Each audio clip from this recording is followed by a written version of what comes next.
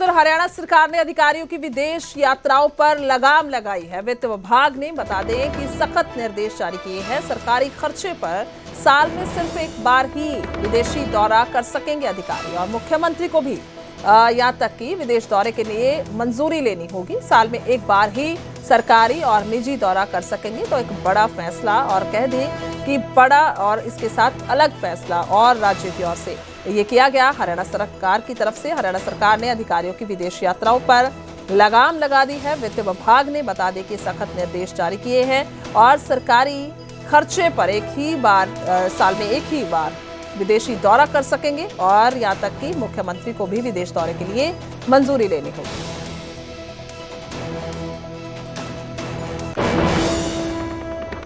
आगे बढ़ेंगे, खबर गुरुग्राम से है। गुरुग्राम के गोल्फ कोर्स एक्सटेंशन रोड पर सड़क हादसा हुआ। रोड़ी से भरा ट्राला बेकाबू होकर कार पर पलटा है। बता दें कि हादसे में एक जने की मौत हो गई है और 2 की हालत गंभीर बनी हुई है।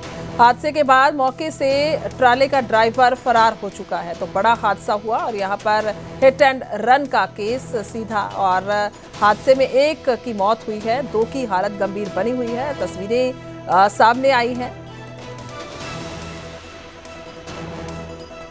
तो हादसे में 1 की मौत हुई है और गुरुग्राम में यह हादसा हुआ। गोल्फ कोर्स एक्सटेंशन रोड पर यह हादसा हुआ और रोड़ी से भरा हुआ ये ट्राला बेकाबू होकर कार पर पलट गया। तस्वीरें सामने आई और तस्वीरों में साफ तौर पर अंदाजा लगाया जा सकता है देखकर कि किस तरीके से ये कार पूरी तरह से क्षतिग्रस्त हुई है और पूरी तरह से नुकसान इसका हुआ है। और अंदाजा यहाँ से लगाया जा सकता है कि किस तरीके का ये हादसा, और 1 जन की मौत हो गई है, 2 की हालत गंभीर बनी हुई है।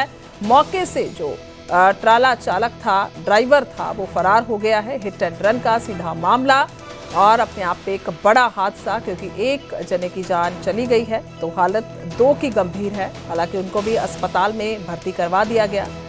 धर्मवीर मेरे सहयोगी फोन लाइन पे हैं। धर्मवीर, क्या कुछ हादसे को लेकर जानकारी?